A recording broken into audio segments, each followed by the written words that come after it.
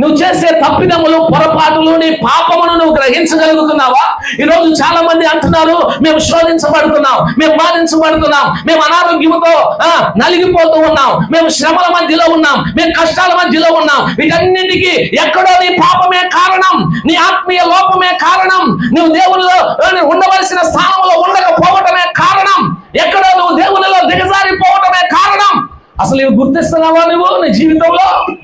నేను పాపం చేస్తున్నాను, ప్రార్థన చేయకపోయినా నేను పాపం చేస్తున్నాననే భావన నీకు కలుగుతుందా? వాక్యం చదవకపోయినా అయ్యో నేను పాపం చేస్తున్నాననే భావన కలుగుతుందా?